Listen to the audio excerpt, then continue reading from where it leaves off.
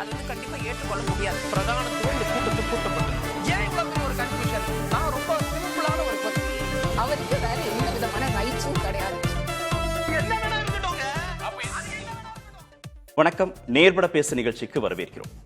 2026 சட்டமன்ற தேர்தலுக்கான பிரச்சாரம் ஓய்ந்தது. இதான் இன்றைய நேர்பட பேசுவின் பேசுபொருள். எப்படி இருந்தது 2026 பிரச்சாரம் என்ற தலைப்புல பேச இருக்கிறோம். மூத்த பத்திரிகையாளர் திரு மணி பங்கேற்றிருக்கிறார், பத்திரிகையாளர் திரு சுகுணா திவாகர் இணைந்திருக்கிறார், பத்திரிகையாளர் திரு சுவாமிநாதன் பங்கேற்றிருக்கிறார், எழுத்தாளர் திரு ராம்கி இணைந்திருக்கிறார். வணக்கம் விருந்தினர்கள் அனைவருக்கும். திரு சுகுணா திவாகர், மீண்டும் ஆட்சி பொறுப்புக்கு வரணும் அப்படிங்கிறதான் திமுகவுடைய கூட்டணியுடைய இலக்கு. அதுக்கான ஜஸ்டிஃபிகேஷனா அவங்களுடைய பிரச்சாரம் எப்படி இருந்தது, எதையெல்லாம் களத்தில் அவங்க முன்வைத்தார்கள் பிரதானமாக? இல்லை, அதுக்கு முன்னால் ஒரு விஷயம் குறித்து கவனம் ஈர்க்கணும் அப்படி விரும்புகிறேன். என்னென்னா, நிறைய விஷயங்கள் நம்ம பேசியிருக்கோம் திமுக அதிமுக பிரச்சாரங்கள் பற்றி. அதெல்லாம் ஒரு விஷயம் வந்து பேசு பொருளாக இந்த பிரச்சாரத்தில் இருந்த ஒரு விஷயம், அது ஒரு அபாயகரமான ஒரு விஷயமா நான் பார்க்குறேன். இன்றைக்கி விஜய் பேசின பிரச்சாரத்துலையுமே அது எதிரொலித்தது. என்னென்னா, குழந்தைகளை ஓட்டு போட வைப்பது. குழந்தைங்க உங்கள் வீட்டில் வந்து குழந்தைகள் வந்து சாக்லேட் கேட்டு அடம்பிடிப்பாங்க, ட்ரெஸ் கேட்டு அடம்பிடிப்பாங்க. அந்த குழந்தைகளை வந்து அவங்களுடைய அப்பா அம்மா சித்தப்பா தாத்தா பாட்டியிடம் ஓட்டு கேட்க வைப்பது அப்படிங்கிறது அடிப்படையில் வந்து ஒரு ஜனநாயகத்திற்கு மட்டுமில்ல, அது சட்டத்துக்கு விரோதமானது அப்படின்னு தான் நான் நினைக்கிறேன். ஏன்னா நீங்கள் வந்து இந்தியாவில் வந்து தேர்தல்ங்கிறது பல படிநிலையில் கடந்து வந்திருக்கிறது. பெண்களுக்கான வாக்குரிமை முதல்ல நீதி கட்சி கொடுத்தது. உயர் வர்க்கத்தினர் மட்டும்தான் வாக்களிக்க முடியுங்கிறப்ப அண்ணல் அம்பேத்கர் வயது வந்தோர் அனைவருக்குமான வாக்குரிமை அப்படிங்கிறத அரசியல் சட்டத்துடைய அடிப்படையாக மாற்றினார். ஏன் வயது வந்தோர் அனைவருக்கும் அப்படின்னா, 18 வயதில் தான் ஒருத்தருக்கு வந்து வாக்களிப்பதற்கான ஒரு மன முதிர்ச்சி வரும். அப்போ தான் வந்து நீங்கள் வாக்களிக்க முடியுங்கிற ஒரு விஷயம் தான் அரசியல் சட்டத்துடைய அடிப்படையான ஒரு விஷயம். இன்னொரு பக்கம் எடுத்தீங்கன்னா, நீங்கள் திருமணம் பண்ணணும்னாலும் 18 வயது ஆகணும். 18 வயதுக்கு கீழே ஒருத்தர் திருமணம் பண்ணால் அது வந்து அந்த திருமணம் செல்லாது, அல்லது போக்சோ சட்டத்தில் நீங்கள் கைது பண்ணலாம். அப்படி இருக்கக்கூடிய ஒரு சூழலில் ஒரு 6 வயசு குழந்தை, ஒரு 3 வயசு குழந்தை, ஒரு 10வது படிக்கிற பையன், 8வது படிக்கக்கூடிய ஒரு பொண்ணு 18 வயது நிரம்பி ஒருத்தர் வாக்களிக்க இன்ஃப்ளூயன்ஸ் பண்ணுவது, இந்த ஓட்டை நீங்கள் போடுங்க அப்படின்னு சொல்வது என்பது அடிப்படையில் அரசியலமைப்பு சட்டத்துக்கு விரோதமான ஒன்று. இதை விஜய் பேசுகிறார், விஜயனுடைய ஆதரவாளர்கள் பேசுறது மட்டுமல்ல, ஊடகங்கள், பத்திரிகையாளர்கள், அரசியல் விமர்சகர்கள் எல்லாருமே அதை பற்றி எந்த விமர்சனமே இல்லாமல் இது வந்து விஜயோட ப்ளஸ், இப்படியெல்லாம் ஓட்டு விழும் அப்படின்னு விவாதிப்பது என்பது, அது வந்து என்னைய கேட்டால் வந்து இப்போ நீங்கள் ஒரு 16 வயசில் வந்து ஒரு பையன் வந்து டிரைவிங் லைசன்ஸ் எடுக்காமல் கார் ஓட்டு ஆக்சிடென்ட் ஆகிறானா நம்ம அந்த பெற்றோரை குற்றவாளிகளாக சொல்லுவோம். அல்லது ஒரு குழந்தை திருமணத்தை வந்து ஒரு பெற்றோர் வந்து நடத்தி வச்சார்னா அந்த பெற்றோரை குற்றவாளிகளாக சொல்லுவோம். இதுவும் அதே தான். நீங்கள் வந்து ஒரு 18 வயதுக்கு கீழே இருக்கக்கூடிய ஒரு குழந்தை இன்ஃப்ளூயன்ஸ் பண்ணி ஒரு 18 வயசு உள்ள ஒருத்தருக்கு ஓட்டு போட வைக்கிறதுங்கிறதே அரசியலமைப்பு சட்டத்துக்கும் ஜனநாயகத்திற்கும் விரோதமான ஒன்று. அது ஒரு கிரிமினல் குற்றம். அதை வந்து ஆதரிக்கக்கூடிய அல்லது என்டாஸ் பண்ணக்கூடிய அல்ல அதன் மீது எந்த விதமான விமர்சனம் இல்லாமல் அதை மட்டுமே பேசுபொருளாக்குவதுங்கிறது ஒரு குழந்தை திருமணம் போன்ற ஒரு கிரிமினல் குற்றத்துக்கு துணையை சேர்ப்பது அப்படிங்கிறதா என்னுடைய கருத்து. ஏன்னா இந்த விஷயத்தை பெரும்பாலும் எந்த விவாதங்களை யாரும் பேசுறது இல்லை, அல்லது இதுக்கு முன்னால் பேசுனது என்னுடைய கவனத்துக்கு வரல அப்படிங்கிறதுனால. இன்னொன்று, நீங்கள் கேட்ட கேள்வி திமுகவுடைய பிரச்சாரம் அப்படிங்கிறது அவங்க முதல்ல இருந்தே அவங்க செட் பண்ணது அப்படிங்கிறது தமிழ்நாடு வெர்சஸ் என்டிஏ. இது வந்து திமுக வெர்சஸ் அதிமுக அல்ல. இன்னைக்கு அதிமுக என்பது பாஜகவினுடைய ஒரு அங்கமாகத்தான் இருக்கிறது. நீங்கள் அதிமுகவுக்கோ அல்லது அதிமுக கூட்டணியில் இருக்கக்கூடிய யாருக்கு போடக்கூடிய ஒரு வாக்குமே அது வந்து பாஜகவுக்கு போடக்கூடிய ஒரு வாக்கு தான் அப்படிங்கிறது. அந்த பிரச்சாரத்துக்கு பாஜகவே கடைசி நேரத்தில் வலு சேர்த்ததுங்கிறத பார்க்குறோம். தொகுதி மறுவரையறை மசோதா கொண்டு வந்தது அது உண்மையிலேயே வந்து இந்த நேரத்தில் வந்து ஏன் அதை கொண்டு வந்தாங்கிறது நமக்கு தெரியல. ஏன்னா வந்து கண்டிப்பாக வந்து தொகுதி மறுவரையறை மசோதா அப்படிங்கிறது 3/2 பங்கு மெஜாரிட்டிங்கிறது கண்டிப்பாக இவங்களுக்கு இல்லை. கான்ஸ்டிடியூஷனல் அமெண்ட்மெண்ட்டுங்கிறது இவங்களால் கொண்டு வரவே முடியாது அப்படிங்கிற ஒரு சூழலில் பாஜக ஏன் இந்த பலப்பரீட்சையை எடுத்தது அப்படிங்கிறது தெரியல. அப்படி இருக்கக்கூடிய ஒரு சூழலில் அது வந்து திமுகவுக்கு அது ஒரு கூடுதல் ப்ளஸ்ஸாக மாறினது. ஸ்டாலின் அந்த சட்ட நகலை எரித்ததில் இருந்து ஆரம்பித்து தொடர்ச்சியாக அவர் பேசியது அப்படிங்கிற ஒரு விஷயங்கிறது பெரிய அளவில் அவங்களுக்கான ஒரு ப்ளஸ் அப்படிங்கிறத தான் பார்க்கணும்.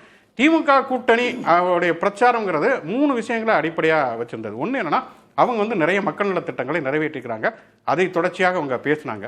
2வது, நான் சொன்ன மாதிரியான இந்த ஆன்டி ஏடிஎம்கே அல்லது ஆன்டி என்டிஏவாக டெல்லி வெர்சஸ் தமிழ்நாடு, மத்தியில் வந்து அதிகாரம் குவிந்தால் தமிழ்நாடு எப்படி பாதிக்கப்படும் அப்படிங்கிற ஒரு விஷயத்தை வந்து அவர்கள் வந்து முன் வச்சாங்க. இந்த 2 விஷயம்தான் அவங்களுடைய பிரச்சாரத்துடைய அடிப்படை. 3வது பிரச்சாரமாக அவங்க நம்பினது என்னன்னா, கூட்டணி. அதுவுமே அவங்களுடைய பிரச்சாரத்தில் வந்து அதில் வந்து சின்ன நெருடல்கள், தடங்கல்கள், பிரச்சனைகள் எல்லாமே இருந்தது. அதில் பல விஷயங்கள் சரி செய்யப்பட்டது, சில விஷயங்கள் இன்னும் சரி செய்யப்படாமலே இருக்கின்றது. அது தேர்தல் முடிவுகளில் எப்படியான தாக்கத்தை ஏற்படுத்துங்கிறது இனிமேல் தான் தெரியும். அடுத்து வந்து திமுக வந்து தன்னுடைய வெற்றிக்கு பிரதானமாக நம்பி இருந்ததுங்கிறது ஆன்டி இன்கம்பன்சி ஓட்டு அப்படிங்கிறது. 2016 தேர்தலை போல சிதறும். ஏடிஎம்கே கொஞ்சம், விஜய் கொஞ்சம், சீமான் கொஞ்சம் வாங்குவார். அந்த பக்கம் பார்த்தீங்கன்னா சசிகலா இருக்காங்க, சசிகலா ராமதாஸ் கூட்டணி இருக்கிறாங்க. இதெல்லாம் அவங்க நம்பினாங்க. அது வந்து கை கொடுக்குமா அப்படிங்கிறது வந்து நமக்கு முடிவுகளில் தான் தெரிய ஆரம்பிக்கும். ஆனால் நீங்கள் வந்து இந்த 3 குறிப்பாக வந்து 4 முனை போட்டிகள் தான் வச்சுக்கலாம். நம்ம சசிகலா ராமதாஸை கூட விட்டுடலாம், இல்லை அவங்களையுமே சேர்த்துக்கிட்டோம்னாலுமே கூட சசிகலா ராமதாஸ் கூட்டணியில் சசிகலா மட்டும்தான் தொடர்ச்சியாக பிரச்சாரம் செய்தார்கள். ராமதாசனால் உடல்நலத்தின் காரணமாக பிரச்சாரம் செய்ய முடியலை. சோஷியல் மீடியாவில் பண்ணுறாரு, சோசியல் மீடியாவில் பண்ணுறாரு. அது எந்த அளவுக்கு இம்பாக்ட் ஏற்படுத்துங்கிறது நமக்கு தெரியல. இன்னொரு பக்கம் பார்த்தோம்னா வந்து இப்போ விஜய்ங்கிறவர் விஜய் மட்டும்தான் பிரச்சாரம் செய்தார். அதுவுமே பிரச்சாரமாக அவர் செய்யலை, அவர் முழுமையாக அந்த பிரச்சாரத்தை செய்யலை அப்படிங்கிறது நமக்கு தெரியும்.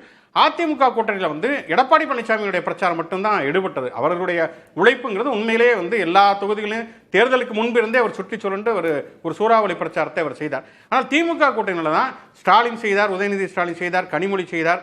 பிரேமலதாவுடைய பிரச்சாரம்ங்கிறது சில இடங்களில் வந்து நெகட்டிவாக போனாலுமே கூட முதல்ல வந்து அதுக்கு மிகப்பெரிய உற்சாகத்தை கொடுத்தது. அதுக்கப்புறமே வந்து ஒரு ஐடியாலஜிக்கல் சார்ந்த இடங்களில் வந்து திருமாவளவன், வீரமணி, சிவவீரபாண்டியன் இந்த மாதிரியான பிரச்சாரங்கள். ராகுலுடைய பிரச்சாரம்ங்கிறது பிஜேபி எதிர்ப்பு, அதிமுக பிஜேபி ஒரு அங்கம்ங்கிறதெல்லாம் சொன்னாலுமே கூட ஸ்டாலினும் ராகுலும் ஒரே மேடையில் ஏறலை அப்படிங்கிறது ஒரு சின்ன நெருடல் அப்படின்னு சொல்லலாம். கடைசி நேரத்தில் வந்தார் ராகுல் அப்படின்னு விமர்சனம் வந்து. ஆமா, கடைசி நேரத்தில் வந்தார். அதே நேரத்தில் ஸ்டாலினுடைய அவர் மேடை ஏறலை. ஆனால் அதே நேரத்தில் வந்து அவர் வந்து திமுகவுக்கு முற்றிலும் எதிரான ஒரு மனநிலையிலையும் அவர் பேசலை. அவர் பேசியது முழுக்க வந்து பிஜேபி அதிமுக எதிர்ப்பு அப்படிங்கிற ஒரு சேர்த்த ஸ்டாலினுடைய பெயரை வந்து முன்வைத்து அவர் பேசுகிறார். உங்களால் வந்து ஸ்டாலினை வந்து ஒன்றுமே பண்ண முடியாது, மோடியால் கண்ட்ரோல் பண்ண முடியாத ஒரு முதலமைச்சர்னா ஸ்டாலின் தான் அப்படின்னாரு. அதை தாண்டி தேஜஸ்வி யாதவ், கெஜ்ரிவால், இப்போ இதில் என்னன்னா ஏடிஎம்கேலையும் அதை வந்து வந்தாங்க. இப்போ நிதின் நபீன் வந்தார், அல்லது வந்து இவர் பியூஷ் கோயல் வந்தார், தேவேந்திர பட்னாவிஸ்லாம் வந்தாலுமே கூட நிதின் நபீன்லாம் ஒரு ஊரில் ரோட் ஷோ போகிறாரு, யாருக்குமே மக்களுக்கு தெரியல, அவர் யாருன்னே தெரியல நிதின் நபீனை. அவங்க பாட்டுக்கு நடந்து போயிட்டு இருக்கிறாங்க, ஒரு 10 பேர் கூட போயிட்டு இருக்காங்க. அதெல்லாம் வந்து என்னன்னா அவங்கெல்லாம் நிதின் நபீன்லாம் யாராவது அறிமுகம் பண்ணி வச்சாதான் தெரியும். ஆனால் அரவிந்த் கெஜ்ரிவாலோ தேஜஸ்வி யாதவோ ஓரளவுக்கு பரிச்சயமான முகம் அப்படிங்கிற அடிப்படையில் அதெல்லாம் ஓட்டாமரமாக இந்த அளவுக்கு தாக்கத்தை ஏற்படுத்த முடியும் அப்படிங்கிறது தெரியல. கம்பேரிட்டிவாக பார்க்கிற பொழுது பிரச்சாரத்தினுடைய பலம், பிரச்சாரம் செய்யக்கூடிய ஆட்களுடைய எண்ணிக்கை, அவங்க வந்து செஞ்ச பிரசன்டேஷன் அப்படின்னு பார்க்குறப்ப மற்ற அணிகளை விட திமுகவுக்கு கொஞ்சம் கூடுதல் பலம் இருந்தது அப்படின்னு தான் பார்க்குறேன். திரு ராம்கி மீண்டும் ஆட்சி பொறுப்புக்கு வரணும், தொடர் தோல்விங்கிற விமர்சனங்களை களையணும். ரொம்ப முக்கியமாக திரு எடப்பாடி பழனிசாமி தலைமையில், அவர் தலைமையில் மட்டும் சந்திக்கக்கூடிய முதல் தேர்தலாக இது இருக்கு. வெற்றி தோல்விக்கு அவர் தான் முழு பொறுப்புங்கிற அடிப்படையிலான தேர்தலாக இது தீர்மானிக்கப்படுது. எப்படி இருந்தது அதிமுகவுடைய பிரச்சாரம்?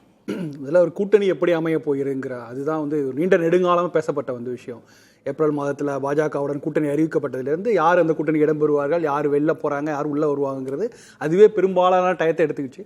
ஸோ பிரச்சாரம் வந்து அவருடைய சுற்றுப்பயணம் அது ஒரு உண்மையிலே ஒரு பெரிய அவருக்கு ஒரு டேர்னிங் பாயிண்ட், ஒரு பெரிய மொமெண்டத்தை கிரியேட் பண்ணி கொடுத்தது. 100 தொகுதிகளுக்கு மேலே அவர் போனார். அதுக்கப்புறம் பேச ஆரம்பித்த விஷயங்கள், குறிப்பாக அதிமுகவும் சரி பாமகவும் சரி, ஒவ்வொரு இஷ்யூஸ் எடுத்துகிட்டு அன்புமணியோட அறிக்கைகள் ரொம்ப முக்கியம். அவர் ஒவ்வொரு வாரமும் குறைந்தபட்சம் 2 அறிக்கைகள் ஒவ்வொரு விஷயத்தையும் எடுத்து ரொம்ப டீட்டெயிலாக கொடுத்த விஷயங்கள். ஸோ அதுபோல் அவர் கிராஜுவலாக படிப்படியாக முன்னகர்ந்து போனதை தான் நான் பார்க்குறேன். அப்புறம் கடைசி கட்டத்தில் வந்து நீங்கள் இது வரைக்கும் இப்போ வந்து இந்த 5 ஆண்டுகள் கனமான விஷயங்கள் பற்றி நிறைய பேசியிருக்கோம். மாநில நலன் சார்ந்த விஷயங்கள், ஆளுநர் சார்ந்த விஷயங்கள் எல்லாம்.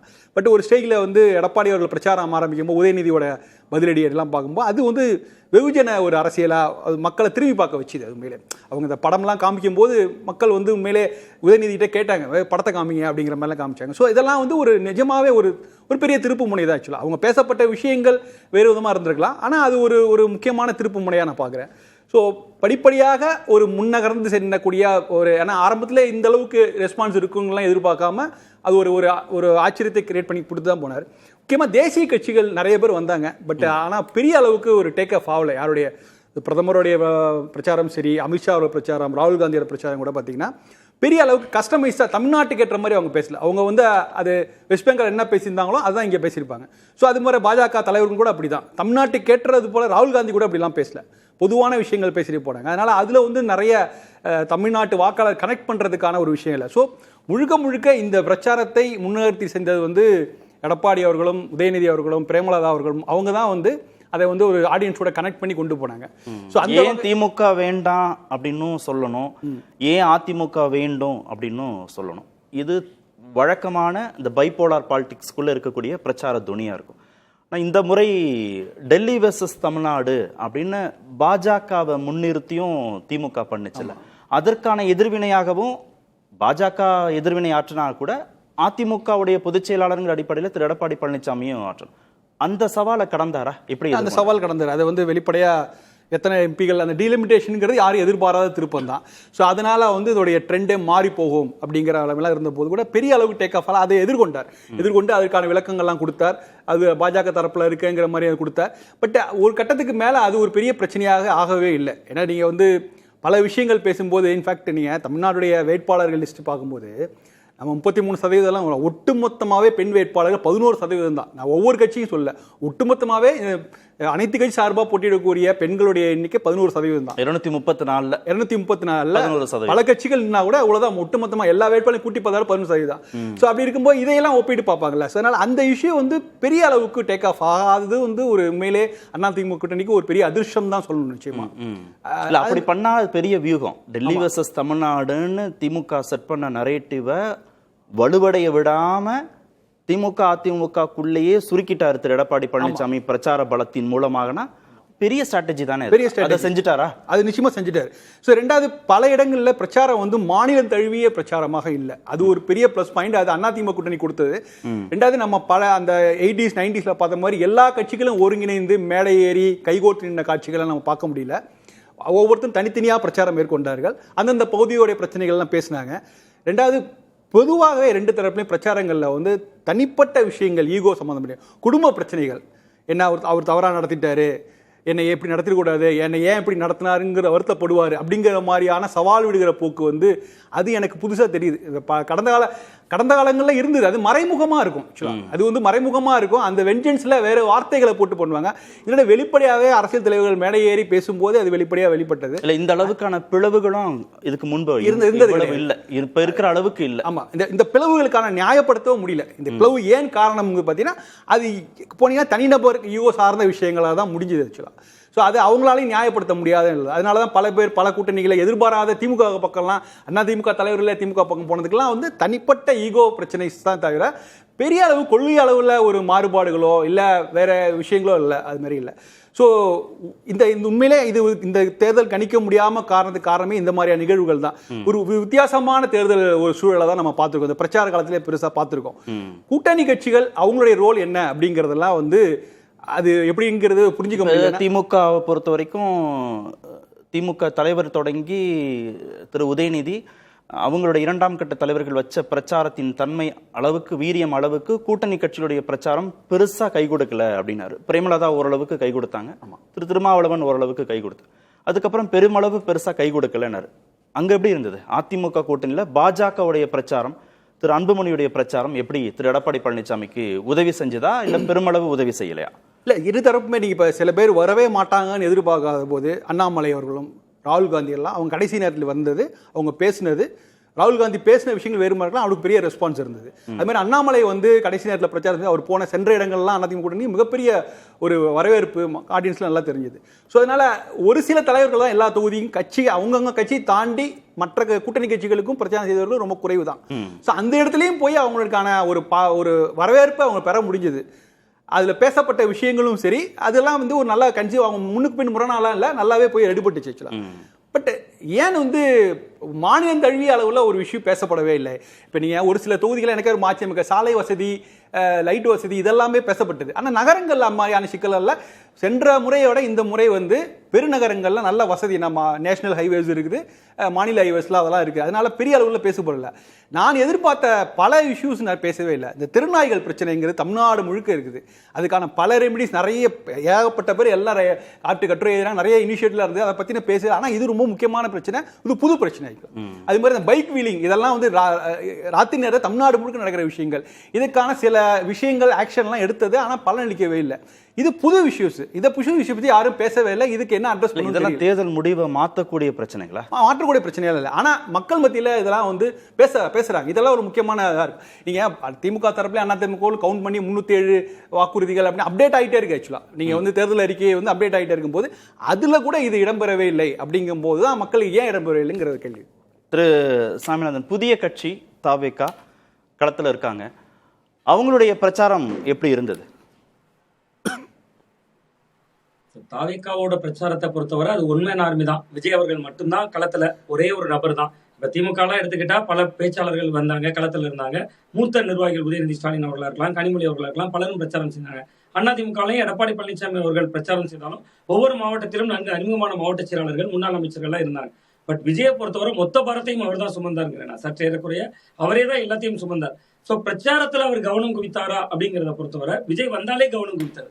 நீங்க அவர் பேச வேண்டிய விஷயங்களை பேசினாரா, ரொம்ப கூர்மையான அரசியலை முன்னெடுத்தாரா என்பதையெல்லாம் தாண்டி விஜய் வருகை என்பதே ஒரு பிரச்சாரத்தின் ஒரு முக்கிய அம்சமா பார்க்கப்பட்டுச்சு.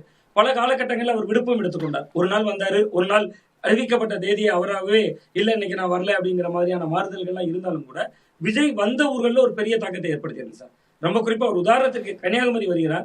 காரைக்குடியில் அவரால் பேச முடியல. கன்னியாகுமரியிலிருந்து 200 கிலோமீட்டர் தள்ளி இருக்கக்கூடிய காரைக்குடிக்கு கன்னியாகுமரியில இருந்துட்டே வணக்கம் காரைக்குடிங்கிறார். ஆனா அடுத்த நாள் பார்த்தா காரைக்குடிக்காரங்க அந்த வாட்ஸ்அப்ல ஸ்டேட்டஸா வைக்கிறாங்க.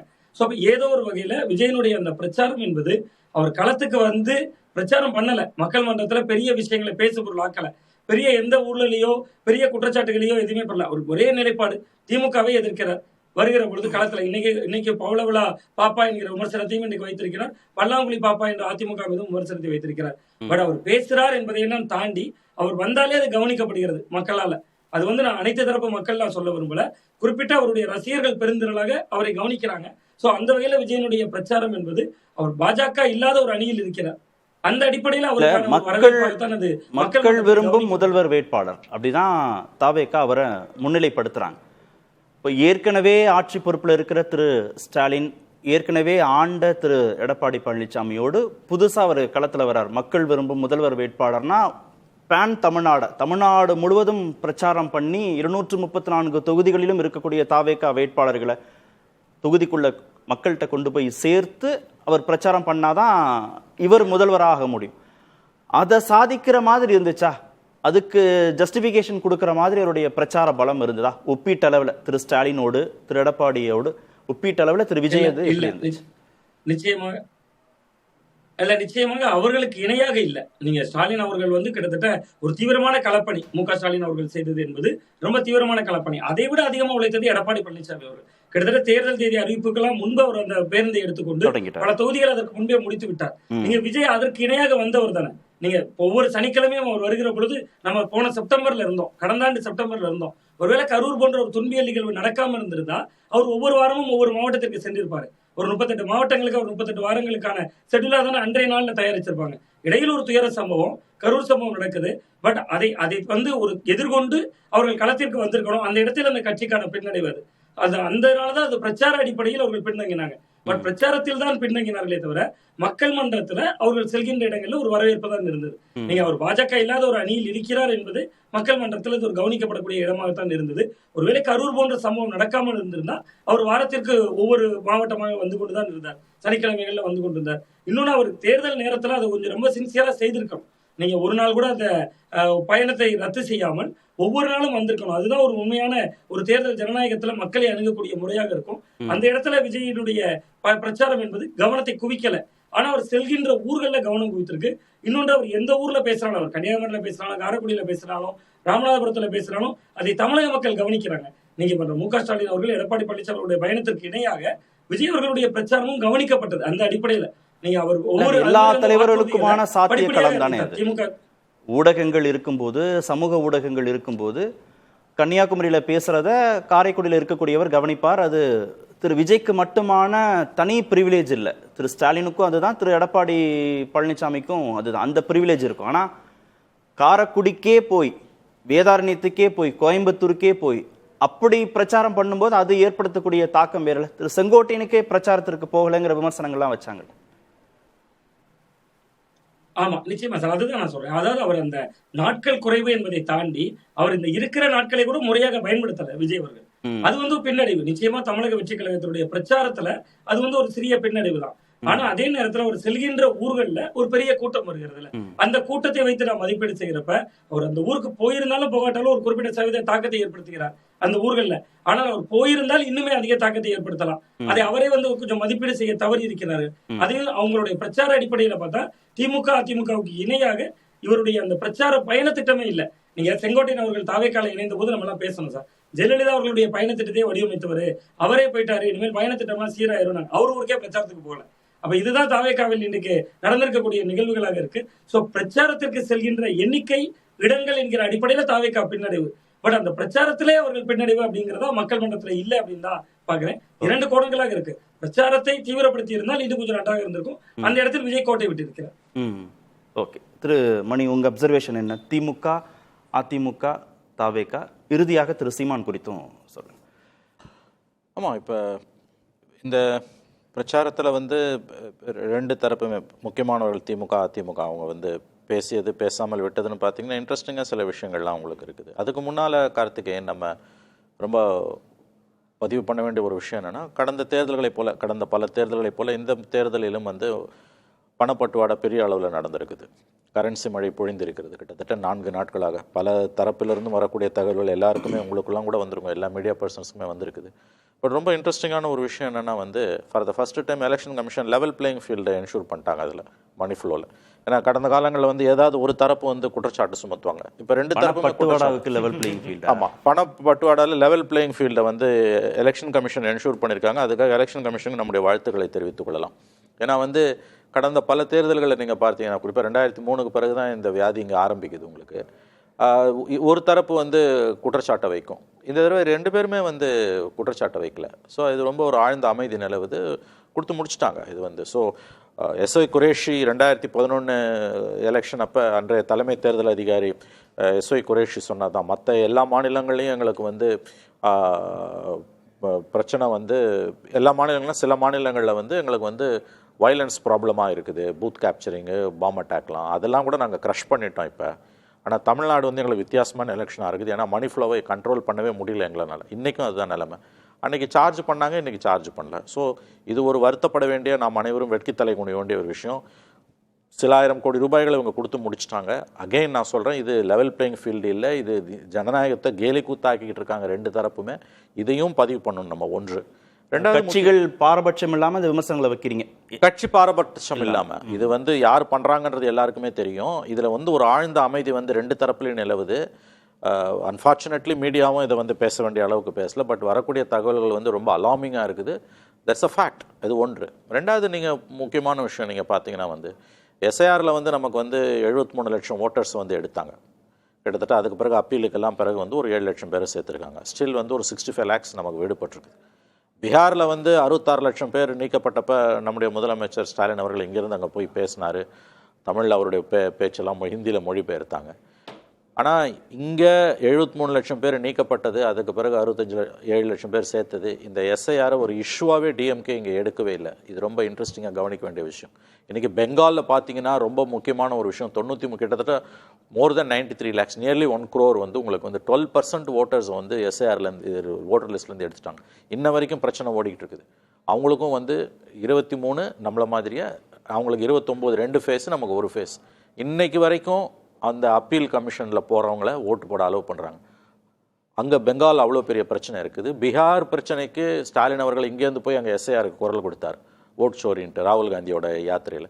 ஆனால் தமிழ்நாட்டில் எஸ்ஐஆரை திமுக ஒரு பிரச்சனையாகவே எடுக்கல, உங்கள் கூட்டணிகளும் ஒரு பிரச்சனையாகவே எடுக்கல. இது இந்த எலெக்ஷனோட இன்னொரு முக்கியமான அம்சம். 3வது பார்த்தீங்கன்னா நிறைய காமெடி காட்சிகளும் அரங்கேறியது. குறிப்பாக திராவிட முன்னேற்ற கழகத்துடைய அந்த கூட்டத்தில் திருமதி பிரேமலதா அவர்கள் ஸ்டாலின் அவர்களையும் கமலஹாசன் அவர்களையும் மேடையில் வைத்துக்கொண்டு பெண்கள் பாதுகாப்பு, பாலியல் குற்றங்கள், போதை மருந்து இதை பற்றியெல்லாம் பேசின பேச்சு அது 1. அடுத்த நாள் மறுபடியும் திருப்பரங்குன்றத்தில் தீபம் ஏற்றிய தீர்வும்னு பேசினாங்க, சேம் சைட் கோல் போட்டாங்க. இது வந்து எதிர்க்கட்சிகள் வைக்கக்கூடிய குற்றச்சாட்டை அவங்க மேடையிலேருந்தே அவங்க சொன்னாங்க. இதுவும் ஒரு கவனிக்க வேண்டிய விஷயம். இதை தாண்டி நீங்கள் பார்த்தீங்கன்னா ஒரு 2 சம்பவங்கள் வந்து குறிப்பாக வந்து கட்சிகள் வந்து அதை கடந்து போயிருக்காங்க, ரியாக்ட் பண்ணாமல். நீங்கள் பார்த்தீங்கன்னா தூத்துக்குடி அந்த கஸ்டோடியல் டெத்து 2 பேர் அப்பா மகன் கொல்லப்பட்ட வழக்கில் உங்களுக்கு தெரியும் 9 பேர் காவலர்களுக்கு வந்து தூக்கு தண்டனை கொடுக்கப்பட்டது. உங்களுக்கு சர்விங் போலீஸ் ஆஃபீஸர்ஸ் 9 பேருக்கு வந்து தூக்கு தண்டனை என்பது இண்டிபெண்டன்ட் இந்தியாவோட ஹிஸ்ட்ரியிலே ஃபார் த ஃபர்ஸ்ட் டைம். இந்த மாதிரி வந்ததே கிடையாது. உங்களுக்கு ப்ரீ பிரிட்டிஷ் பீரியடில் இருந்திருக்கு, இங்கே நடந்தது கிடையாது சுதந்திரத்துக்கு பிறகு. இந்த பிரச்சனையை தூத்துக்குடி அந்த இப்போ கஸ்டோடியல் டெத்தை வச்சு 2 எலெக்ஷனை வந்து ஒரு எலெக்ஷன் 2021 எலெக்ஷனில் வந்து டிஎம்கே வந்து பெரிய அளவில் அதை வந்து அதால் அவர்கள் லாபம் அடைந்தார்கள். ஆனால் அந்த ஜட்ஜ்மெண்ட்டை பற்றி அவங்க ரியாக்டே பண்ணலை. 9 காவலர்களுக்கான மரண தண்டனை பற்றி அவர்கள் வரவேற்கவும் இல்லை, ரியாக்டும் பண்ணல. ஏடிஎம்கேவும் ரியாக்ட் பண்ணல. ஏன்னா ஆட்சி காலத்தில் தான் நடந்தது. இவங்க அதை வைத்து அரசியல் லாபம் பார்த்தவர்களும் அதில் வந்து கருத்தை தெரிவிக்கல. கடந்து போகக்கூடிய அளவுக்கு அது சாதாரண விஷயமும் கிடையாது. ஏன் கருத்து தெரிவிக்கலைன்னா போலீஸ் லாபி வந்து டிமாரலைஸ் ஆகுது, 9 பேருக்கு மரண தண்டனை. நான் இன்னும் சொல்ல போனீங்கன்னா இப்போ அங்கே இருக்கக்கூடியவர்கள் அந்த தீர்ப்புக்கு பிறகு போராட்டம் நடத்தி கொண்டிருக்கிறார்கள். பாதிக்காத இறந்து போனவர்களுடைய அந்த குடும்பத்தினர் என்னன்னு கேட்டிங்கன்னா, அந்த 9 பேரும் இன்னமும் சஸ்பெண்ட் பண்ணல. நீங்கள் சஸ்பென்ஷன் பண்ணாமல் வச்சிங்கன்னா அந்த மரண தண்டனையோ அல்லது அதுக்கு பிறகு அது ஆயுள் தண்டனையோ மாற்றப்பட்டாலும் கூட அவங்களுக்கான பென்ஷன் ஃபெசிலிட்டிஸ் எல்லாம் வந்து என்ஷூர் ஆகுது இது. ஸோ அதை செய்யக்கூடாதுன்னு சொல்லிட்டு அங்கே அந்த போராட்டம் இருக்குது. ஸோ அந்த ஜட்ஜ்மெண்ட்டை பற்றி நான் அறிந்த வரையில் கவர்மெண்ட் ரூலிங் பார்ட்டி ரியாக்டே பண்ணலை. இன்னொரு விஷயம், அது எல்லா கவர்மெண்ட்லேயும் நடக்கிறதா, இந்த கவர்மெண்ட்லேயும் நடக்குது. சிவகாசி பட்டாசு விபத்து, உங்களுக்கு 25 பேர் கொல்லப்பட்டார்கள். நம்ம அப்படியே கடந்து போகிறோம். ரொம்ப துரதிருஷ்டவசமான ஒரு விஷயம். நம்ம இந்த எலெக்ஷன் ஃபீவரில் அதை நம்ம அப்படியே ரொம்ப சாதாரணமாக கடந்து போயிட்டோம். எல்லா அரசுகள்லையும் நடக்கக்கூடியது. கடந்த 20 ஆண்டுகளுக்கு மேலாக யார் ஆட்சியில் இருந்தாலும் தொடர்ச்சியாக நடக்கக்கூடிய, இத்தனைக்கும் வந்து சில 100 கோடி ரூபாய்களுக்கான திட்டங்கள் வகுக்கப்பட்டு ஸ்பெஷல் பேர்ன்ஸ் வார்டுன்னு ஒன்றை வந்து விருதுநகர்லேயே கன்ஸ்ட்ரக்ட் பண்ணணும்னு சொல்லி ஜெயலலிதா பீரியடில் வச்சது. அதுக்கு பிறகு கருணாநிதி பீரியடு, எடப்பாடி ஸ்டாலின், யார் பீரியட்லையுமே அது சரிவர செயல்படுத்தப்படாமல் கடுமையான காயங்கடையக்கூடியவர்களை வந்து இன்றைக்கி மதுரைக்கு தான் கொண்டு போகிறாங்க. இந்த விஷயமும் வந்து பேசப்பட வேண்டிய அளவுக்கு பேசப்படலை. இன்ஃபேக்ட் ரொம்ப அன்ஃபார்ச்சுனேட்டான இன்சிடென்ட் வந்து நம்மளும் மீடியாவும் வந்து அதை வந்து ஒரு விவாத பொருளாகவே எடுக்கல. ஏன்னா எலெக்ஷன் ஃபீவரில் நம்ம கடந்து போகிறோம். இது எல்லாமே வந்து உங்களுக்கு வந்து பார்த்தீங்கன்னா வந்து என்ன, அப்போ உங்களுக்கு வந்து ஆட்சிகள் மாறினாலும் காட்சிகள் மாறப்போகுது, யார் வந்தாலும் என்ன நடக்க போகுது. ராம்கி சொன்னதுக்கு ஒரு சின்ன ரியாக்ஷன் மட்டும் என்னென்னா, இந்த ஸ்ட்ரீட் டாக்ஸை பற்றி அவர் சொன்னார். அவங்க 2வது ஒரு அறிக்கை ஒன்று 8 பாயிண்ட் ப்ரோக்ராம்னு என்னமோ ஒன்று கொடுத்தாங்க. 6 பாயிண்ட் ப்ரோக்ராமோ 8 பாயிண்ட் ப்ரோக்ராமோ கடந்த ஞாயிற்றுக்கிழமை அன்னைக்கு RS பாரதி ரிலீஸ் பண்ணார். அதில் ஒரு ப்ராமிஸ் என்னன்னு கேட்டிங்கன்னா, தெருநாய்களை பிடிப்பதற்கான கூடுதல் பணியாளர்கள் நியமிக்கப்படுவாங்க. அந்த இஷ்யூவை அட்ரஸ் பண்ணியிருக்காங்க. ஸோ அது ஒரு கரெக்ஷன். மற்றபடி நீங்கள் பார்த்தீங்கன்னா மக்கள் நலன் சார்ந்த விஷயங்களில் வந்து என்ன இவங்க பேசினாங்க, 2 பெரிய கட்சிகளும். விஜய் சொல்லவே தேவையில்லை, அப்பப்போ வருது அப்பப்போ போகிறது. ஸோ மாநிலத்தின் ஜீவநாடியான பிரச்சனைகளில் என்ன மாதிரியான பரப்புரை இங்கே மேற்கொள்ளப்பட்டிருக்கு, இந்த கேள்வி வருது. அப்புறம் இவங்க ப்ராமிஸ் பண்ணதுக்கு, 3 கட்சிகளும் ப்ராமிஸ் பண்ணதுக்கான நிதி ஆதாரங்கள் என்ன? இப்போ விஜயோட மக்கள் நல திட்டங்கள், டெல்லி வெர்சஸ் தமிழ்நாடு, இதுதான் பிரதானம். அவர் இல்லை, அது ஒரு விதமான டெல்லி வர்சஸ் தமிழ்நாடுன்றது ஒரு விதமான டைவர்ஷனரி டாக்டிக்ஸ் தான் நான் பார்க்குறேன். அது வந்து மாநில அரசு தன்னுடைய தோல்விகளிலிருந்து தப்பித்துக் கொள்வதற்காக எடுத்த ஒரு ஆயுதம். அது அவங்களுக்கு கையில் வந்து லட்டு மாதிரி ஒரு இஷ்யூவை மோடி கொடுத்தாரு. அது அவங்க மேக்ஸிமம் மில்க் பண்ணிட்டாங்க. அதை வந்து அது ஓட்டா மாறுமான்றது நமக்கு 4ஆம் தேதி போட்டியை திறக்கும் போது தான் தெரியும். அதை தவிர்த்து நான் வந்து இதில் வந்து அப்போசிஷனை தான் வந்து பிளேம் பண்ணுவேன். நான் இங்கே இந்த அரசாங்கத்தை பின் டவுன் பண்ணுறதுக்கு எவ்வளோ விஷயங்கள் இருக்குது. அதை ஆக்கப்பூர்வமாக எடப்பாடியாலையும் பண்ண முடியல, விஜயாலையும் பண்ண முடியல. மறந்துடாதீங்க, ஒரு வலிமையான வளமான ஜனநாயகத்துக்கு ஆளும் கட்சி பலவீனமாக இருக்கலாம், எதிர்க்கட்சி பலவீனமாக இருக்கக்கூடாது. எடப்பாடி பழனிசாமி முதலமைச்சராக இருந்த பொழுது அவருக்கு ஒரு வலிமையான எதிர்க்கட்சி தலைவர் இருந்தார், மு.க. ஸ்டாலின். ஆனால் மு.க. ஸ்டாலினுக்கு யார் எதிர்க்கட்சி தலைவர்? இதுதான் தமிழ்நாட்டோட இன்றைய பிரச்சனை. இல்லை, தேர்தல் அறிவிப்புக்கு பல நாட்களுக்கு முன்பே தேர்தல் பிரச்சாரம் எத்தனை இஷ்யூல நீங்க பேசுனீங்க, எத்தனை இஷ்யூல நீங்க பேசுனீங்க? கிட்னி ராக்கெட் எடுத்துக்கோங்க. கிட்னி ராக்கெட்டில் வந்து அதை ஒரு பிராந்தியத்தோட பிரச்சனையா, நாமக்கல் திருச்சி இஷ்யூவா மட்டும்தான் 2 முறை பிரச்சாரத்துக்கு போனப்பையும் எடப்பாடி பேசினார். மாநிலம் தழுவிய பிரச்சனை அது. எவ்வளோ பெரிய இஷ்யூ அது. நான் ரோல்ஸ் ராய்ஸ் கார் வாங்கணுன்னா எல்லாரும் கிட்னியும் உருவணும்னு ஒருத்தர் சொல்கிறாரு. அவர் இன்னமும் கேண்டிடேட்டாக நிற்கிறாரு. இதே இஷ்யூ வந்து உங்களுக்கு வந்து எடப்பாடி சிஎம்மாக இருக்கும்போது டிஎம்கே எம்எல்ஏ யாராவது பண்ணியிருந்தாங்கன்னா அதை இவங்க எந்த அளவுக்கு பண்ணியிருப்பாங்கன்னு உங்களுக்கு தெரியும். சாரி, ஏடிஎம்கே எம்எல்ஏ பண்ணியிருந்தாங்கன்னா. அது ஒன்று. டிஎன்பிசி எக்ஸாம் கொலாப்ஸ் ஆச்சு, 2வது தடவை நடக்குது. எத்தனை பேரோட வாழ்க்கை உங்களுக்கு பாதிக்கப்பட்டது. எதிர்க்கட்சி தலைவராக எடப்பாடி என்ன பண்ணார், இல்லை விஜய் தான் என்ன பண்ணார்? ஆகவே வலிமையான எதிர்க்கட்சி தமிழகத்தில் இல்லை என்பதுதான் தமிழ்நாட்டோட சாபக்கேடு. நான் அப்படி தான் அதை பார்க்குறேன். இந்த தேர்தலையும் அது பெரிய அளவில் எதிரொலிக்கல. இல்லை, இப்போ நீங்கள் சொன்ன இந்த இஷ்யூஸ் எல்லாம் என்ன இம்பாக்டை ஏற்படுத்தும்? அது மக்கள் கையில் இருக்குதுங்க. மக்கள் என்ன தீர்ப்பு, இப்போ நம்ம எல்லாம் பேசிட்டு போகிறோம், மக்கள் அவங்க ஒரு கணக்கு போட்டிருப்பாங்க. அது மக்கள் டைட் லிப்பிடாக இருக்காங்க. நம்ம எப்படி அதை வந்து இப்போ சொல்ல முடியும்? இது எல்லாத்தையும் மீறி கூட இந்த அரசு வெற்றி பெறலாம். 4 முனை போட்டியில் திமுக வெற்றி பெறுவதற்கு தான் வாய்ப்பு அதிகம். நான் இன்னமும் நம்புகிறேன். ஜெயிக்கிறது தோக்கிறதால மட்டுமே வந்து எல்லாம் சரின்னு ஆகிடாது. இப்போ அதை விட ஒரு ஆழமான ஒரு பிரச்சனை, ஆபத்து தமிழகத்துக்கு இருக்குன்றது தான் என்னுடைய பாயிண்ட். ஏன்னா வலிமையான எதிர்க்கட்சியே உங்களுக்கு இல்லை. அரசாங்கத்தை பின் டவுன் பண்ணுறதுக்கு, அரசை வந்து கேள்வி கேட்பது தான் வந்து உங்களோட வேலை. அரசாங்கத்தை கூண்டில் ஏற்றுறது. 4 ஆண்டுகள் கொரோனா காலம் உட்பட எவ்வளோ அக்ரெசிவாக டிஎம்கே ஒரு அப்போசிஷன் ரோலை ப்ளே பண்ணாங்க. பிரச்சனைகளுக்கு என்ன பஞ்சமா? கஸ்டோடியல் டெத் இப்போ நடக்கிறதே இல்லையா? எவ்வளவு கஸ்டோடியல் டெத் நடக்குது? ஏன் வந்து எடப்பாடியால் அதை வந்து ஒரு யூஸ் பண்ண முடியல? சரி, புதுசாக வந்து அவர் யூஸ் பண்ணுவார்னா அவரும் யூஸ் பண்ணலை. இதெல்லாம் இந்த பிரச்சாரத்தில் எதிரொலித்ததான்னு கேட்டிங்கன்னா என்னை பொறுத்த வரைக்கும் எதிரொலிக்கலை. அது ஏமாற்றம் தான் தருகிறது. ஏன் திரு எடப்பாடி பழனிசாமி மேல இவ்வளவு பிரச்சனைகள் இருந்தும் அதை புல் பண்ணி இழுத்துட்டு போக முடியல பிரச்சாரங்கள்? ஒரு அந்த சூழல் இருக்குல்ல, அது ரொம்ப முக்கியம். அதாவது நீங்க இந்த ஆட்சி வந்த பிறகு முதல் 3 ஆண்டுகள் வந்து அவருடைய சொந்த கட்சி உள்கட்சி பிரச்சனைகள் நிறைய, அது ஒற்றை தலைமை இதெல்லாம் ஆகி 2023 இறுதியில் தான் வந்து அவர் கட்சியை அவர் முழு கட்டுப்பாட்டுக்குள்ளே வருது. அதற்கப்புறம் அதனால தான் அவரால் ஒரு முடிவு எடுக்க முடியுது, பாஜக கூட்டணி வேண்டாம்ங்கிற முடிவுக்கு வர முடியுது. அதுக்கப்புறம் நாடாளுமன்றத்தை தனித்து போட்டிடுறார். ஸோ அதுக்கப்புறம் தான் அவருக்கு ஒரு நம்பிக்கை வருது, முழுமையாக கட்சி கட்டுப்பாடு அதுக்கப்புறம் தான் முழுக்க வருது. அதுக்கப்புறம் திரும்ப கூட்டணி, அந்த கூட்டணியில் யாரை சேர்ப்பது, ஒரு பெரிய கூட்டணி உருவாக்குவது அப்படிங்கிறதுனால அந்த கட்சி சார்ந்த விஷயங்கள்லேயே அவர் ரொம்ப அதிகமான நேரங்களை செலவிட முடியுது.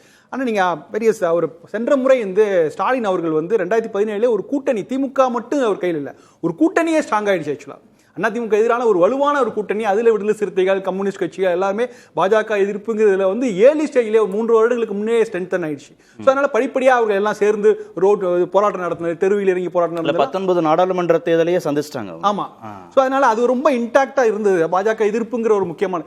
கடைசி வரையும் கொஞ்சம் நிறைய நிலை மாற்றங்களாக இருந்து, கூட்டணிகள் நிறைய மாற்றங்களாக இருந்து, அதையெல்லாம் தாண்டி இந்த உயரத்தை அடைந்ததே நான் பெரிய விஷயமா பார்க்குறேன். ஏன்னா இந்த அளவுக்கு ஒரு புல் பண்ணி எடுத்துகிட்டு போனது அப்படின்ட்டு. பட் இதே சிக்கல் வந்து நீங்கள் வந்து நாம் தமிழருக்கும் விஜய்க்கும் இருந்து அவங்களால வந்து இண்டிபெண்டா இருக்க, இவங்களுக்காக கூட்டணி, அவங்க இண்டிபெண்டா நிறைய விஷயங்கள் செய்திருக்கலாம். நிறைய விஷயங்கள், நிறைய டைவர்ஷன், பெரியார் பற்றிய விமர்சனங்கள் நாம் தமிழருக்கு ஒரு டைவர்ஷன் தான் கொடுத்தது. விஜய் வந்து பிரச்சாரத்துக்கு வராமல் பேசினது, இப்போ இன்றைக்கி ரொம்ப ஆவேசமாக பேசினது எல்லாமே ஒரு அதை தாண்டி அவர் ஆக்கப்பூர்வமான விஷயங்களை இந்த இரு தரப்புமே செய்திருக்கலாம். அது செய்யல அப்படிங்கிறது. பட் இதை தாண்டி நம்ம வந்து இன்னைக்கு ஒரு ப்ராமிசிங்கான ஒரு இடத்துக்கு நகர்ந்திருக்காருல்ல எடப்பாடி, அதுவே பெரிய ஒரு மாற்றம். ஒரு நிமிஷம் சார், இப்போ நான் இது என்னால் ஏற்றுக்க முடியல. மதுரை மாநகராட்சியில் 200 கோடி ரூபாய் ஊழல்னு சொல்லிட்டு மாநில அரசே உணர்ந்து சிபிசிஐடி என்கொயரிக்கு உத்தரவு போடுறாங்க. அந்த மேயருடைய கணவர் கைது செய்யப்படுகிறார், மேயரை கைது பண்ணல. அதன் பிறகு மேயர் பதவி விலகிறார். இந்த இஷ்யூவில் ஒரு எதிர்க்கட்சி தலைவராக என்ன பண்ணார் எடப்பாடி? எவ்வளோ இது வந்து நீங்கள் கண்டுபிடிச்ச ஊழல் கிடையாது. ஒரு அப்போசிஷனாக அரசே உணர்ந்து மீடியாவில் வந்த பிறகு அரசே ஒப்புக்கொள்கிறது திராவிட மாடல் ஆட்சி. சிபிசிஐடி என்கொயரிக்கு அவங்க ஆர்டர் பண்ணுறாங்க. அதே மாதிரி நாமக்கல் கிட்னி ராக்கெட்டு, எவ்வளவு இஷ்யூங்க, டிஎன்பிசி ஃபியாஸ்கோ, என்னதான் பண்ணார் அவர்? அப்போ இந்த அளவுக்கு அடைஞ்ச உயரமே போதுன்னா அப்போ அவ்வளோதான், அது மாவட்ட லெவலில் தான் நீங்கள் இருக்கணும். இது எப்படி போதுன்னு சொல்ல முடியும்? ஒரு பிரதான எதிர்க்கட்சி, தமிழகத்தை 30 ஆண்டுகள் ஆண்ட கட்சியில் பல்வேறு சிக்கல்கள் இருந்துச்சு. அந்த சிக்கலை மீறி தான் சார் நீங்க வரணும். கட்சிக்குள்ளேயே நிறைய, அது உங்க பிரச்சனை. மக்களுக்கும் உங்களுக்குமான கமிட்மெண்ட்ன்றது என்ன? அப்ப எல்லா கட்சியிலையும் தான் சிக்கல் இருக்குது உங்களுக்கு. அதுதான் நான் சொல்றேன். நீங்க ஒரு திறம்பட ஒரு சிறப்பான எதிர்க்கட்சியா எப்படி செயல்படணும்ன்றத உங்களுக்கு முன்னால நீங்க ஆட்சியில் இருக்கும்போது செயல்பட்ட திமுகவிடம் கற்றுக்கொள்ள வேண்டும். உங்களுக்கு இஷ்யூஸை கையில கொடுத்தா கூட எக்ஸ்ப்ளாய்ட் பண்ண முடியலையே. திரு சாமிநாதன், ஆளும் கட்சிக்கு எதிரான பிரச்சனைகள் இருந்திருக்கு, ஆனா அதை புல் பண்ணி எடுத்துட்டு போற அளவுக்கு திரு எடப்பாடி பழனிசாமியோ திரு விஜயோ களத்துல செயல்பாடுகள்ல காட்டலைன்னா ஓட்டிங் பேட்டர்ன்ல இது என்ன மாதிரியான இம்பாக்ட் ஏற்படுத்தும்? சார் நிச்சயமா ஆளுங்கட்சிக்கு எதிரான பல குறைகள் இருந்தது. இப்ப மணி சார் சொன்னது ரொம்ப முக்கியமான இடம். ஒரு மதுரையில மிகப்பெரிய ஒரு ஊழல் நடந்தது. மதுரையில அதிமுகவுக்கு 5 சட்டமன்ற உறுப்பினர்கள் இருக்காங்க. நீங்க விஜய் ஜெயலலிதா அவர்கள் எதிர்க்கட்சி தலைவராக இருந்த பொழுது அவங்க கொடநாட்டில் இருந்தாலும் சரி, சென்னையில இருந்தாலும் சரி, போயஸ்கார்டன்ல இருந்தாலும் சரி, அந்தந்த மாவட்ட தலைநகரங்கள்ல ஒரு அமைப்பு செயலாளர் தலைமையில அல்லது சட்டமன்ற உறுப்பினர்கள் தலைமையில, மாவட்ட செயலாளர் தலைமையில டெய்லி ஏதோ ஒரு ஊர்ல ஒரு போராட்டம் நடந்துகிட்டே இருக்கும், ஏதோ ஒரு ஊர்ல ஒரு ஆர்ப்பாட்டம் நடந்துகிட்டே இருக்கும். அந்த இடம் அதிமுக தவற விட்டுருக்காங்க. விஜய் முதல்ல இருந்தே அந்த அரசியல் செய்யல. நீங்க திமுக எதிர்ப்புங்கிறத அவர் நீங்க களத்துல போய் திமுகவுக்கு எதிரான ஒரு களப்பணியாளரா, முன்களப்பணியாளரா நின்று அவர் ரொம்ப தீவிரமாக எதிர்ப்பை செய்யல. ஆனா விஜய் பேசுறதே ஒரு எதிர்ப்பு மனநிலையை உருவாக்கிருக்கல. திமுக ஒரு தீய சக்தின்னு அவர் சொன்ன இடமா இருக்கலாம். ஏற்கனவே அது எம்ஜிஆர் அவர்களோ விஜய் ஜெயலலிதா அவர்களோ சொன்னதாக இருந்தாலுமே கூட விஜய் சொன்ன பின்பு அது ஒரு பெரிய தாக்கத்தை ஏற்படுத்தி இருக்கிறது. நீங்க அது அந்த அடிப்படையில தான் வாக்களிக்கிற திறன் அப்படிங்கிறது போகும் அப்படின்னு நான் பாக்குறேன். நீங்க அண்ணாமலை ஒரு அரசியல் செய்தார் சார். அண்ணாமலை திமுகவுக்கு எதிரான ஊழல் ஃபைல்ஸ் தொடங்கி பல விஷயங்களை திமுகவுக்கு எதிராக பேசினார். ஆனா அது யாருடைய ஓட்டை எடுத்துட்டு வந்துச்சுன்னா அண்ணா திமுகக்குள்ள இருந்த திமுக எதிர்ப்பு ஓட்டை எடுத்துட்டு வந்துச்சு. ஆனா இன்னைக்கு விஜய் பேசக்கூடிய அரசியல் என்பது எல்லா தரப்புல இருந்து ஓட்டை எடுக்குது. ஈவன் திமுகக்குள்ள இருக்கக்கூடிய அவருடைய ரசிகர்கள் ஓட்டையாவது குறைந்தபட்சம் எடுக்குது. சோ அப்ப விஜய் அடர்த்தியாக பேசியிருந்தா இன்னும் நெருக்கடி அரசுக்கு ஏற்படுத்தி இருக்க முடியும். ஆனா அவர் அப்படி பேசாவிட்டாலும் கூட தீய சக்தின்னு அவர் சொன்னதா இருக்கலாம். அந்த கரூர் சம்பவத்துல விஜய் மேலதான் தவறு. நம்ம ஒரு செய்தியாளராக களத்தை பார்த்த விதத்துல தாமதமாக வந்தாருன்னா கடைசி நாள் பிரச்சாரத்துலதான் திரு எடப்பாடி பழனிசாமி மீதான விமர்சனத்தை அவர் வைக்கிறார். அது வரைக்கும் திரு எடப்பாடி பழனிசாமி மீதான விமர்சனத்தை அவ்வளவு கூர்மையா வைக்கல. இல்ல அது ரொம்ப காட்டமாக இப்பொழுது வைத்திருக்காருல்ல சார். டிவி சின்னத்துக்கு ஓட்டு போடுங்கன்னு ஒரு சுயேட்சை சின்னத்தை காட்டுறாரு. நீங்க அந்த வேட்பாளர் வந்து என்ன ஆனார் என்று சொல்றாரு. அப்ப கிட்டத்தட்ட திமுகவுக்கு இடையான கடுமையான ஒரு விமர்சனத்தை எடப்பாடி பழனிசாமி அவர்கள் மீது இன்றைக்கு வைத்திருக்கிறார். பட் அவர் திமுக மீது தொடர்ந்து ஒரு விமர்சனத்தை வைக்கிறார். அரசியல் எதிரி திமுக. நீங்க விஜயனுடைய கோணத்திலே சொன்னா ஒவ்வொரு வீட்டிலும் விஜய் இருக்கிறார் அப்படின்னா, ஒவ்வொரு வீட்டிலும் இருக்கிறார்னா, நான் உங்களுடைய குரலை சொல்றேன், அப்படி இருக்கிறார்னா திமுக தான் தன்னோட அரசியல் எதிரின்னு அவர் பிரகடனப்படுத்துறாருல சார். அந்த இடத்திலேயே அதிமுக செய்ய வேண்டிய களப்பணி வேலையை, திமுக எதிரான வேலையை விஜய் தன்னளவுல செய்திருக்கிறார். பட் அவர் களத்துல இறங்கல, போராடல, அதெல்லாம் செய்தாதான் அது அரசியல் மயப்படும். பட் அவர்கள் இதெல்லாம் அரசியல் மயப்படாமலேயே அவர் திமுக மீதான ஒரு எதிர்ப்பை அல்லது வெறுப்பை அவருடைய ரசிகர்கள் மட்டத்தில் உருவாக்கி இருக்கிறார். பட் அதிமுக அந்த இடத்தில் கோட்டை விட்டுருக்காங்க. பட் இதுல பலனடைய போறது அதிமுக தான். நீங்க விஜய் என்கிற ஒரு சக்தி கிட்டத்தட்ட திமுக மீதான ஒரு கோபத்தை விதைச்சிருக்கிறதுனால அந்த இடத்துல வலுவா இல்ல வீட்டுக்குள்ள ஒருத்தர் விஜய் ஆதரவாளர் இருக்கிறாருன்றதையும் சொல்றீங்க, அதே சமயத்துல அதிமுக பலன் பெற்றோம் அப்படின்னு சொல்றீங்க. ரெண்டும் முரண்பாடா இருக்கே. நிச்சயமா சார். சரி, இப்ப பொது அண்ணாமலை அவர்கள் செய்த அரசியல்ல திமுக எதிர்ப்பு ஓட்டு என்பது அதிமுகங்கிற ஒரு கூடாரத்துக்குள்ள இருந்து வெளியே வந்தது. இன்னைக்கு விஜய் செய்யக்கூடிய அரசியல் என்பது திமுகக்குள்ள இருந்தே கூட சிறுபான்மையினர் ஓட்டுகளா இருக்கலாம். நீங்க சிறுபான்மையினர் மட்டும் நான் அதை சுருக்க விரும்பல, பெரும்பான்மை சமூகமாக இருக்கக்கூடிய இடங்கள்ல இந்துக்கள் ஓட்டா இருக்கலாம். ஏன் இடபிள்யூ ஸ்கீம் மூலமா பிஜேபியால் பலனடைந்தவர்களுடைய பாஜக ஓட்டு வங்கியா இருக்கலாம். அதுக்குள்ள இருந்து கூட விஜய் எடுக்கிறார். திமுக அண்ணாமலை வந்து இஷ்யூ பேஸ்டா தானே திமுகவை எதிர்த்தாரு. ஒவ்வொரு பிரச்சனைகள் அடிப்படையில தானே அவரு திமுகவை எதிர்த்தாரு. திரு விஜய் வந்து வெறும் திமுக எதிர்ப்புன்னு பொத்தாம் பொதுவா தானே பேசுறாரு. எப்படி புல் பண்ணி வெளியே எடுத்துட்டு வருவாரு அந்த வாக்காளர்களை? ஆமா சார். சார், அண்ணாமலை பேசியது முழுக்க முழுக்க ஒரு சித்தாந்த அடிப்படையில் அவர் முன்வைத்தார். அது திமுக மீதான ஊழல் ஃபைல்ஸே அவர் வெளியிட்டார். அது மட்டும் இல்லாம பல குற்றச்சாட்டுகளை திமுக மேல அவர் தொடர்ந்து சொல்லிக்கிட்டே வந்தார். செந்தில் பாலாஜி அது மட்டும் இல்ல, நான் சொல்றது சரியான்னு பாருங்க. திமுக மீதான விமர்சனங்களை திரு அண்ணாமலை இஷ்யூ பேஸ்டா கூர்மைப்படுத்தினார்ன்றது ஒண்ணு. இன்னொன்னு, அவரை வெளியே எடுத்துட்டு வந்தது சாஃப்ட் இந்துத்துவ வாக்காளர்களையும் சேர்த்து. ரெண்டும் ஒரு புள்ளியில இணைஞ்சதுனால அவரால் வெளியில எடுத்துட்டு வருது ரொம்ப ஈஸியா இருந்தது. விஜய்க்கு அவ்வளவு எளிதாக இருக்குமா அது? அதுதான் சொல்றேன் சார். அதாவது அவர் மென் இந்துத்துவ வாக்குகளையும் எடுத்தாரு. திமுக எதிர்ப்பு ஓட்டுகளை எங்க இருந்து எடுத்தாருன்னா அதிமுகக்குள்ள இருந்து எடுத்தாரு. அதனாலதான் பார்லிமெண்ட் எலெக்ஷன் ரிசல்ட்ல 11% ஆகுது பாஜக ஓட்டு. அதிமுகவுல 21% தான் வருது. அந்த புள்ளியில தான் 2 பேரும் இணையறாங்க சட்டமன்ற தேர்தல் வருகிற பொழுது. ஆனா விஜய் எடுக்கக்கூடிய ஓட்டுங்கிறது அதிமுகக்குள்ள இருந்தும் திமுக எதிர்ப்பு ஓட்டு எடுக்கிறாரு. திமுகக்குள்ளேயே ஒரு குரூப்பை, ஒரு வெறுப்பை விதைத்து அவருடைய ரசிகர்கள் ஓட்டாக இருந்துச்சுன்னா அதையும் வெளியெடுக்கிறார்ல. விஜய் என்கிறது ஒரு கவர்ச்சி பிம்பம் சார். அண்ணாமலை வந்து அதை சித்தாந்த அடிப்படையில் அணுகியவர். விஜய் ஒரு கவர்ச்சி அரசியலை முன்னெடுக்கிற பொழுது கவர்ச்சிக்கு என்னைக்குமே வேல்யூ கொஞ்சம் அதிகமா தானே இருக்கும். ஒரு நடிகர் என்கிற முறையில அவருடைய கருத்து அண்ணாமலையோட ஃபாலோவர்ஸை விட கூடுதலாக போய் சேரப்படும். ஓகே திரு சுகுணாத், 2 கேள்வி. ஒன்று, ஆளும் கட்சிக்கு எதிராக பிரச்சனைகள் இருக்கு. ஆனா அந்த பிரச்சனைகளை திரு எடப்பாடி பழனிசாமியோ திரு விஜயோ வீரியமா பேசல. அது ஆளும் கட்சிக்கு சாதகமாக அமைவதற்கான வாய்ப்புகள் இருக்கு. இது முதல். இன்னொன்று, எந்த கொள்கையும் சித்தாந்தமும் பேசவே இல்லைன்னா கூட திரு விஜய் அப்படின்ற அந்த ஈர்ப்பு மூலமாகவே திமுக தரப்புல இருந்து கூட வாக்குகள் திரு விஜயை நோக்கி நகர்வதற்கான வாய்ப்பு இருக்கு. அதை இந்த பிரச்சாரத்துல திரு விஜய் செய்திருக்கிறார். இல்லை, இது எல்லாமே வந்து நமக்கு யூகம் தான். இப்ப திமுக அதிமுக மற்ற கட்சிகளை வந்து நம்ம கடந்த கால அனுபவங்கள் அடிப்படையில் பேச முடியும்.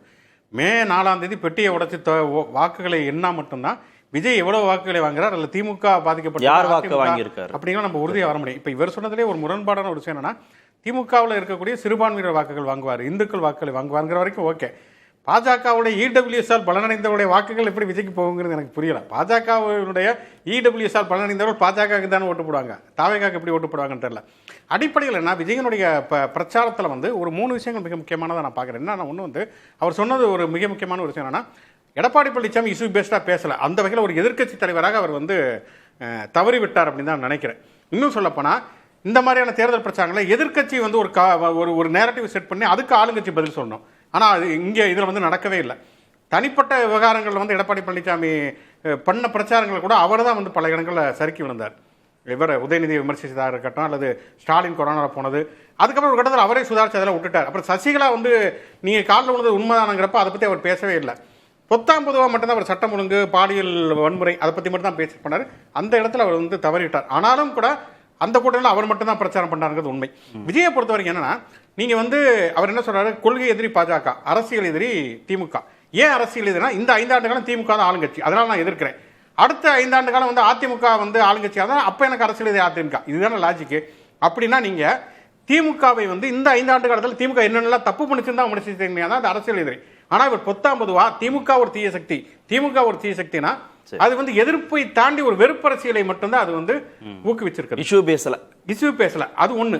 ரெண்டாவது ஒரு விஷயம் என்ன அப்படின்னா வந்து கடைசி நேரத்தில் அவர் வந்து எடப்பாடி பழனிசாமி அவர் விமர்சித்தார் இல்லையா, அதுக்கு மிக முக்கியமான காரணமா நான் என்ன நினைக்கிறேன்னா, அவர் திமுகவை தொடர்ச்சியாக விமர்சித்தப்ப திமுக அவரை வந்து பெருசா பொருட்படுத்தல. ஒரே ஒரு சந்தர்ப்பத்தில் சில மாதங்களுக்கு முன்பு அவர் வந்து அதிமுக வந்து விமர்சித்த பொழுது ஏடிஎம்கே கடுமையாக ரியாக்ட் பண்ணாங்க. நீங்க எப்படி தலைவா படத்தில் வந்து ஜெயலலிதா வந்து கெஞ்சினீங்க, எடப்பாடி பழனிசாமி எப்படி வந்து கெஞ்சினீங்கிறது அனிமேஷனா வந்து வெளியிட்டாங்க. அதுல வந்து தாவேக்கா உண்மையிலேயே வந்து கொலை நடுங்கி போனாங்க. அதனாலதான் தேர்தல் பிரச்சாரம் கடைசி நாள் பேசுறாரு. ஏன்னா இந்த இனிமேல் வந்து இவங்க ஏடிஎம்கே வந்து ரியாக்ட் பண்ண மாட்டாங்க, பிரச்சாரம் முடிஞ்சிருச்சு அப்படிங்கிறதுனால இது வந்து உண்மையிலேயே வந்து ஒரு கோழைத்தனமான ஒன்று அப்படின்னு தான் நான் நினைக்கிறேன். மூணாவது, அந்த இது சொல்லல, எடப்பாடியில வந்து ஒரு கேண்டிடேட்டை போட்டார், அந்த கேண்டிடேட் பேரே அவர் சொல்லல, சின்னமும் அவருக்கு ஞாபகத்துக்கு வரல. அதுக்கப்புறம் சின்ன ஞாபகம் வந்து டிவி சின்னம் அப்படின்ட்டார். அவர் கேண்டிடேட் பேரே சொல்ல, பல தொகுதியில் அவர் கட்சி கேண்டிடேட் பேரே அவர் சொல்லவே இல்லைங்கிறது மிக மோசமான ஒரு விஷயம். தாவேக்கா வேட்பாளர் சொல்ல, இன்னொன்னு பிரச்சாரத்தில் கேண்டிடேட் அவரோட வண்டியில் ஏற்றவே இல்லை. இது ஒரு மோசமான ஒரு நிலைமை. நீங்க ஸ்டாலின் ஏத்துறாரு, எடப்பாடி ஏத்துறாரு, உதயநிதி எல்லாமே ஏத்துற பொழுது உதயநிதி வந்து எஸ்டிபி துண்டெல்லாம் வாங்கி போட்டுக்கிறாரு, விடுதலை செய்தி துண்டை போட்டுக்கிறாரு. நீங்க உங்க கட்சியோட கேண்டிடேட்டே வேன்ல ஏத்தாம அவருடைய பேரே சொல்லாம எல்லா இடத்துலயும் விஜய்க்கு ஓட்டு போடுங்க, விசில்சனத்துக்கு ஓட்டு போடுங்கன்னா அது ஒரு பெரிய ஒரு மோனோபோலி மனோபாவம் அப்படின்னு தான் நினைக்கிறேன். மணி, கன்சர்வேட்டிவ் பிரச்சார மாடல் இருக்குல்ல, பாரம்பரிய பிரச்சார தன்மையிலிருந்து முற்றிலுமாக திரு விஜய் விலகி நிற்கிறாருங்கிறதா திரு சாமிநாதனும் ஒத்துக்கிட்டாரு, இங்கே விமர்சனமாகவும் வச்சார். ஆனால் அது எடுபடும்னு அவர் நம்புறாரா, இல்லை ட்ரை பண்ணி பார்க்கலாம், ஒரு புதிய மாடலாக அது இருக்கட்டும் அப்படின்னு அவர் நினைக்கிறாரா? அப்படிதான் அவர் நினைக்கிறாரு. அது அவருடைய நடத்தையிலிருந்தே தெரிகிறது. அவங்க கன்வென்ஷனல் மெத்தட்ஸ் எல்லாத்தையுமே உடைக்கிறாங்க. இப்போ நம்ம ஏற்கனவே பேசணும், நம்ம அந்த அவங்களுடைய தேர்தல் அறிக்கை வெளியிடும் பொழுது மீடியாவை உள்ளே அலோவ் பண்ணாமல் டாஜ் கோரமண்டல் ஹோட்டலில் அண்டர் கிரவுண்டில் கார் பார்க்கிங்கில் மீடியாவை உட்கார வச்சுட்டு தேர்தல் அறிக்கை வெளியிட்ட முதல் கட்சி அதுதான். அதில் கொடுமை என்னென்னா, மன்னிக்கணும், அதை பற்றி மீடியாவே அப்ஜெக்ட் பண்ணல. கடந்த காலங்கள் இப்படி மீடியா ஒரு இடத்துக்குள்ளே அலோவ் பண்ணலன்னா பெரிய பிரச்சனை வரும். அதை ரெஜிஸ்டர் பண்ணுவாங்க, பிரிண்டில் எழுதுவாங்க, தலையங்கங்கள் எழுதின காலம்லாம் உண்டு, தொலைக்காட்சிகள் அதை பற்றி பேசுவாங்க. எந்த மீடியாவும் அச்சு மற்றும் காட்சி ஊடகங்கள் யாருமே வந்து வேட்பாளர் அறிமுகப்படுத்தல, வேன்ல ஏற்றி வேட்பாளர் அதை விட முக்கியமானது சார், ஒரு கட்சி தன்னுடைய முதல் முறையா தேர்தலை சந்திக்கக்கூடிய கட்சி தன்னுடைய தேர்தல் அறிக்கையை வெளியிடக்கூடிய நிகழ்வுல மீடியா நாட் அலவுடு, கார் பார்க்கிங்ல உட்காந்து எடுத்துட்டு போங்கன்றாங்க. அவர் பண்ணதை விட விஜயோட அந்த அணுகுமுறையை விட சுவாரஸ்யமானது அது குறித்து மீடியா எந்த ரியாக்ஷனும் பண்ணாமல் இருப்பது. அப்ப எல்லாமே அண்டர் கோயிங் எ சேஞ்ச். இது நல்லதா கெட்டதான்றதை மக்கள் தான் முடிவு பண்ணணும், அதுக்கு மேல நம்ம எதுவும் பேச முடியாது. நன்றி. நிகழ்ச்சியில் பங்கேற்ற அனைத்து விருந்துகளுக்கும் நேர்பட பேச நிறைவு பெறுகிறேன். கண்டிப்பா ஏற்றுக்கொள்ள முடியாது. பிரதான